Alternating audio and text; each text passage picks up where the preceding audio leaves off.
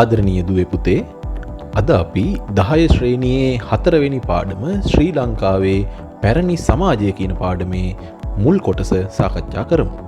මුලින්ම අපි බලමු අතීත ලංකාව පාලනය කරපු ආකාරය. ඒ කියන්නේ පාලනයේ ස්වරූපය කොහොමද කියලා. ඕනෑම රටක් පාලනය කරද්දී මූලික වශයෙන් ඒ පාලනය මෙහෙවන ආයතන 3ක් තියෙනවා. එයින් පළවෙනි එක තමයි ව්‍යවස්ථාදායකය. ඒ කියන්නේ රටේ පාලනයට අවශ්‍ය නීති රීති තියෙනවනේ. ඒ නීති රීති සම්පාදනය කරන සැලසුම් කරන ස්ථානය. ඒ වගේම දෙවෙනි ආයතනය තමයි විධායකය. ඒ කියන්නේ රටේ ඒ සැලසුම් කරපු නීති රීති ඉටු කරන ක්‍රියාත්මක කරන ආයතනය. ඒ වගේම තුන්වෙනි ආයතනය තමයි අධිකරණය. ඒ කියන්නේ රටේ නීති රීති කවුරු හරි කඩ කළොත් ඒ නීතිවලට පිටින් කටයුතු කළොත් ඒ අයට දඬුවම් දීලා මේ රටට සමාජයට වෙන්න තියෙන හානිය වළක්ව ගන්න තියෙන ආයතනය. දැන් අද කාලේ අපි බැලුවොත් ව්‍යවස්ථාදායකයට උදාහරණයක් තමයි පාර්ලිමේන්තුව. ඒ වගේම විධායකයට උදාහරණයක් තමයි රටේ රජයට වැඩ කරන ජනාධිපතිතුමා ඇතුළු නිලධාරී මණ්ඩලය. ඒ වගේම අධිකරණයට උදාහරණයක් තමයි මේ ලංකාවේ උසාවි පද්ධතිය. එතකොට අද වගේ නෙමෙයි පුතේ. අතීතයේ ලංකාවේ ව්‍යවස්ථාදායක, ඒ කියන්නේ නීති සම්පාදනය, ඒ වගේම විධායකය, ඒ කියන්නේ නීති ක්‍රියාත්මක කිරීම, ඒ වගේම අධිකරණය, ඒ කියන්නේ නීති කඩන අයට දඬුවම් දීලා යුක්තිය පසිඳලීම. මේ කියන කාරණා තුනම සිද්ධ කළේ රජතුමාගේ මූලිකත්වයෙන්. රජතුමා තනියම නෙමෙයි, නමුත් රජතුමාගේ මූලිකත්වයෙන්. ඒ නිසා මේකට කියනවා රාජාණ්ඩු පාලන ක්‍රමයක් කියලා. එතකොට පැරණි සෙල්ලිපි පොත්පත් ඒවා විමර්ශනය කරද්දී අපිට පැහැදිලිවම පේන දෙයක් තමයි ලංකාවේ ඉතිහාසයේ මෙන්න මේ විදිහේ රාජාණ්ඩු පාලනයක් තමයි තිබිලා තියෙන්නේ. දැන් මං කිව්වනේ අපේ අතීතයේ රාජාණ්ඩු ක්‍රමයක් තිබුණාය කියලා ඔප්පු කරන්න අපිට සාධක තියෙනවා කියලා. ඔන්න අතීත ලංකාවේ ව්‍යවස්ථාදායක හා විධායක කියන ආයතන පැවති බව හෙළිවන විදිහේ සෙල්ලිපියක් අපිට හම්බෙනවා අනුරාධපුර දිස්ත්‍රික්කයට අයිති පුද්දන්නේ හෙළ කියන ස්ථානයේ. ඒ සෙල්ලිපියේ තියෙනවා අප මෙතුවක් දෙනා අවුත් වත්හිමියන් වහන්සේ වදාළ එක්තැන් සමියෙන් කියා. එතකොට එහි එක්තැන් සමියෙන් කියලා හඳුන්වන්නේ මෙන්න මේ අතීත රාජ සභාවයි. ඒ කියන්නේ ව්‍යවස්ථාදායකය හා විධායකය. මොකද ඉස්සර රාජ සභාවේදීනේ රජතුමා නීති හදන්නේ මැතිඇමතුරු හවුල් කරගෙන. ඒ වගේ මේ නීති ක්‍රියාත්මක කරන්නේ රජතුමාගේ මූලිකත්වයෙන්. ඒ නිසා අතීතයේදී ව්‍යවස්ථාදායකය හා විධායකය හඳුන්වන්න යොදපු නමක් තමයි එක්තැන් සමිය. එතකොට බුද්දන්නේ හෙළ ලිපියේ එක්තැන් සමිය කියන වචනයෙන් රාජ සභාව එකඟ වෙලා රට පාලනය කරන්න නීති හැදුවා, නීති ක්‍රියාත්මක කළා කියන එක තේරුම් යනවා. ඒ වගේම මේකේ තියෙනවා තව වචනයක් වත්හිමියන් වහන්සේ වදාළ කියලා. එතකොට වත්හිමියන් වදාළ කියන වචනේදී කියන්නේ වත්හිමි කියන වචනේදී රජතුමා කියන එකත්, වදාළ කියන වචනේදී ආඥාව කියන එකත්, කියන්නේ රජතුමාගේ අණ කියන එකත් අදහස් කරනවා. එතකොට වත්හිමියන් වහන්සේ වදාළ කියලා කියන්නේ රාජ ආඥාව කියන එකයි. ඒ කියන්නේ රජතුමාගේ අණ. ඉතින් ක්‍රිස්තු වර්ෂ 9 වෙනි සියවසට අයිති සෙල්ලිපියක් අපිට මෙතනදී වැදගත් වෙනවා.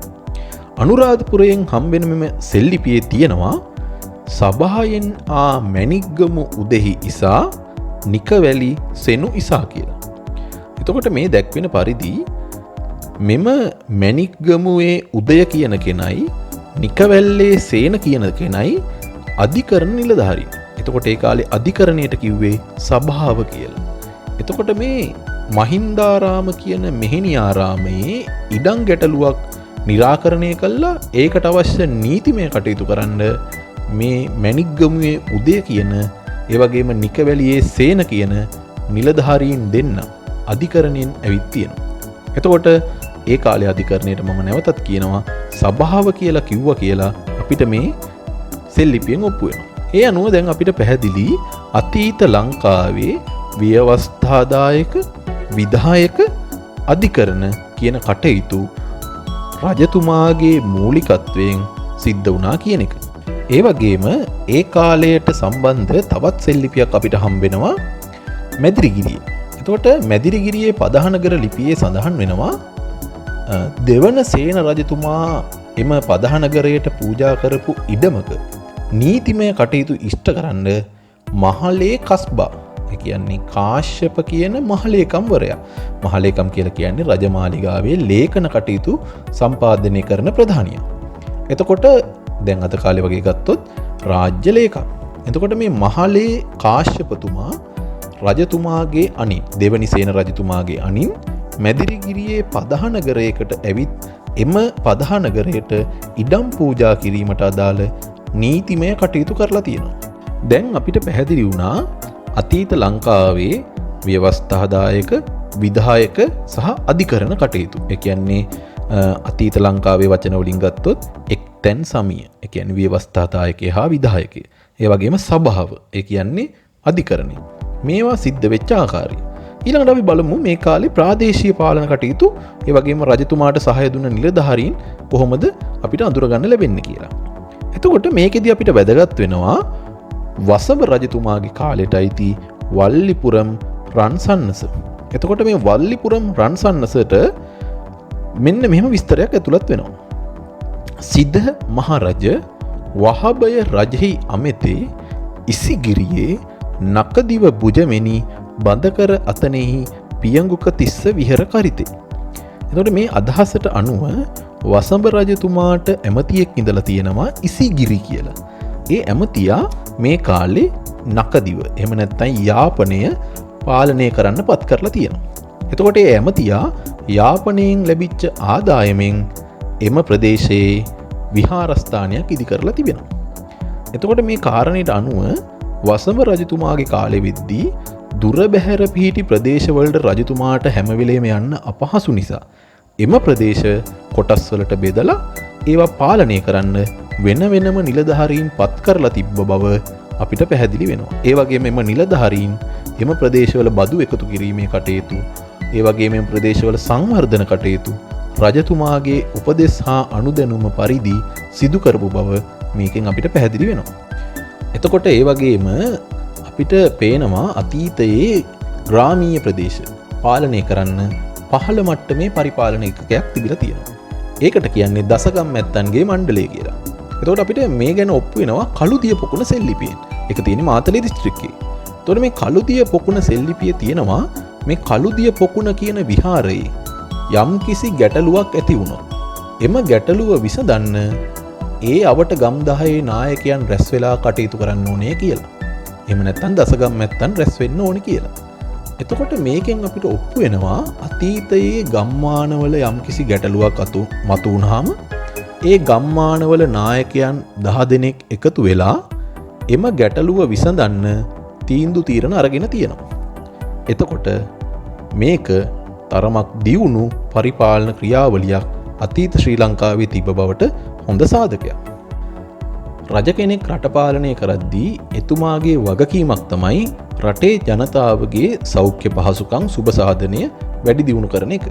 එතකොට අතීත ලංකාවේ හිටිය යහපත් රජවරු මෙම සුබ සාධන කටයුතු එහෙම නැත්නම් සෞඛ්‍ය පහසුකම් දියුණු කරන්න ගාක් සේවාවන් කරලා තියෙනවා. අපි බලමු ලංකාවේ සෞඛ්‍ය පහසුකම් දියුණු කරන්න සේවය කරපු රජවරු කවුද? ඒ සේවාවන් මොනවද කියලා. බුද්ධදාස රජතුමා. එතුමා කරපු සේවාවක් තමයි ගම් 10ට එක බැගින් රෝහල් ඉදි කිරීම. ඒ වගේම තවත් පාලකයෙක් තමයි පස්වන මහින්ද රජතුමා. එතුමා කරපු සේවාවක් තමයි ලංකාව පුරා තිබුණු රෝහල් වලට සියලු පහසුකම් ලබා දීම. ඒ වගේම තවත් රජ කෙනෙක් තමයි හතරවන කාශ්‍යප රජතුමා.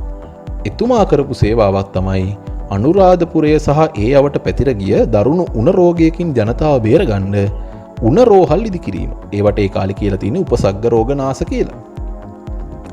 ඒ වගේම පළවන උපතිස්ස රජතුමාත් මෙතනදී අපිට අමතක කරන්න බෑ. පළවෙනි උපතිස්ස රජතුමා ගැබිනි මව්වරුන් වෙනුවෙන් මාතෘ නිවාස ඉදි කරලා තියෙනවා. ඒවට ඒ කාලේ කිව්වේ පසවත්ති නාම ශාලා. ඒ කියන්නේ දරු ප්‍රසූතිය සඳහා ඉදි කරපු ශාලා. ඒ වගේම සෙල්ලිපිවලත් අපිට මේ ගැන විස්තරයක් එනවා. ඒ සෙල්ලිපිවල ඒවට කියන්නේ තිඹිරිගේ කියලා. ඒ කියන්නේ අතීතයේ පටන් ලංකාවේ මේ වගේ විවිධාකාර රෝහල් වර්ග තිබිලා තියෙනවා. එතකොට පණ්ඩුකාභය රජතුමත් මේ අතරින් එක්කෙනෙක්. පණ්ඩුකාභය රජතුමා සොත්තිශාලා කියලා රෝහල් වර්ගයක් ඉදි කරලා තියෙනවා. එතකොට සොත්තිශාලා කියන්නේ බ්‍රාහ්මණයන් වෙනුවෙන් ඉදි කරපු ගොඩනැගිලි වර්ගයක් කියලා මතයක් තියෙනවා. නමුත් ඇතැම් ඉතිහාසඥයන් හඳුනා ගන්නා විදිහට සොත්තිශාලා කියන නම යොදලා තියෙන්නේ මාතෘ නිවාසවලට. ඒ කියන්නේ දරුවන් ලැබීම සඳහා කාන්තාවන් වෙනුවෙන් ඉදි කරපු රෝහල් වලට. එතකොට මේකෙන් අපිට පැහැදිලි වෙනවා අතීත ලංකාවේ රජවරු අපේ රටේ ජනතාවගේ යහපත වෙනුවෙන් සේවාවන් රැසක් ඉටු කරපු බව. ඒ වගේම රටේ යහපත වෙනුවෙන් ලංකාවේ අතීතයේ හිටිය බුද්ධිමත් රජවරු විදේශ රටවල් එක්ක සම්බන්ධකම් හුඟක් ඇති කරගෙන තියෙනවා. එහෙම විදේශ රාජ්‍යයන් එක්ක සම්බන්ධකම් ඇති කරගත්ත අතීත රජවරු කවුද කියලා අපි හොයලා බලමු. මුලින්ම අපිට හම්බෙනවා පළවන ගජබහු රජතුමා. එතුමා ලම්බකර්ණ වංශයට අයත් රජ කෙනෙක්. එතුමා තමයි ලංකාවට පත්තිනි ඇදහිල්ල ගෙනාවාය කියලා විශ්වාස කරන්නේ. එතකොට මෙතුමා මේ යුගයේදී ඉන්දියාවේ චේර රටේ දකුණු ඉන්දියාවේ චේර රටේ පත්තිනි දේවාලයක් විවෘත කිරීමේ උත්සවයකට ගිය බව ඒ රටේ තියෙන සෙල්ලිපියක සඳහන් වෙනවා. ඒ අනුව අපිට පැහැදිලි වෙනවා දකුණු ඉන්දියාව සමග කිට්ටු සම්බන්ධතා තිබූ බව. ඒ වගේම බහතිකාභය රජතුමා. එතුමාගේ කාලේ රෝමයට දූතයන් යවලා රෝමයෙන් රතු පබළු ගෙනවිත් ලංකාවේ රුවන්වැලි සෑයට පූජාවක් පවත්වලා තියෙනවා. ඒකෙන් පැහැදිලි වෙනවා රෝමයත් එක්ක දූත සම්බන්ධකම් තිබුණු බව. ඒ වගේම ලංකාවේ හිටිය 6 වන අග්බෝ කියන රජතුමා චීනයට 20 වතාවක් දූතයන් යවලා තියෙනවා. ඒකෙන් අපිට පැහැදිලි වෙන්නේ චීනයත් එක්ක කිට්ටු වෙළඳ හා සංස්කෘතික සම්බන්ධකම් තිබුණු බවයි. ඒ වගේම ලංකාවේ රජවරු විදේශ රාජ්‍යයන් සමග විවාහ සම්බන්ධතාත් ඇති කරගෙන තියෙනවා. ලංකාවේ පොළොන්නරුවේ හිටිය ශ්‍රේෂ්ඨ පාලකයෙක් තමයි මහා විජයබාහු රජතුමා. එතකොට මේ මහා විජයබාහු එහෙම නැත්නම් පළවන විජයබාහු රජතුමා ඉන්දියාවේ කාලිංග දේශයෙන් තිලෝක සුන්දරී කියලා කුමාරිකාවක් විවාහ කරගත්තා. ඒ වගේම ඒ විජයබාහු රජතුමාට හිටියා නැගණියක්. ඒ නංගිගේ නම තමයි මිත්තා කුමරිය. එම මිත්තා කුමරියව පාණ්ඩ්‍ය දේශයේ කුමාරයෙක්ට විවාහ කරලා දුන්නා. එතකොට මේකෙන් අපිට පේනවා විජයබාහු රජතුමා තිලෝක සුන්දරී කුමරිය විවාහ කරගෙන කාලිංග දේශයේ එක්කත් ඒ වගේම විජයබාහුගේ නැගණිය වූ මිත්තා කුමරිය පාණ්ඩ්‍ය කුමාරයෙක් විවාහ කරගෙන පාණ්ඩ්‍ය දේශයේ එක්කත් සම්බන්ධතා ගොඩනගාගත් ආකාරය. එතකොට අතීත ලංකාවේ රජවරු තමන්ගේ යුද්ධමය කටයුතු සඳහා ඉන්දියාවෙන් කුලී හමුදා ගෙනාවනේ. එතකොට ඒ කුලියට ගෙනාපු හමුදාවලට කියනවා වේලයික්කාර හමුදා කියලා. එතකොට මේ ලංකාවේ විජයබාහු රජතුමා ඉන්දියාවෙන් තමන් ගෙනාපු වේලයික්කාර හමුදාවලට බාර දීලා තියෙනවා දළදා මාලිගාව ආරක්ෂා කරන්න. ඒකෙන් අපිට පේනවා අතීත රජවරු විදේශ රාජ්‍යයන් වලින් පැමිණි සේනාවන් කොයිතරම් විශ්වාස කළාද කියන එක. ඒ වගේම මේ කාලේ හිටිය අරාබි ජාතික ඉතිහාසඥයෙක් තමයි අල්බලසූරි. මේ අල්බලසූරි සඳහන් කරනවා තමන්ගේ වාර්තාවේ ලංකාව ගැන. ඒ ලංකාව ගැන එහි දැක්වෙන්නේ රතු කැට දිවයිනේ රජු ඉස්ලාම් රජු සමග තෑගි හුවමාරු කරගත්තාය කියලා. රතු කැට දිවයින කියලා කියන්නේ ශ්‍රී ලංකාවට. මොකද ඔබ අහලා ඇති ශ්‍රී ලංකාවට රත්නදීප එහෙම නැත්නම් මැණික් දූපත කියලා කියනවා. එතකොට ඉස්ලාම් රජු අරාබියේ රජු ලංකාවේ රජතුමත් එක්ක හිතවත්ව කටයුතු කරවව අල්බලසූරිගේ වාර්තාවෙන් පේනවා.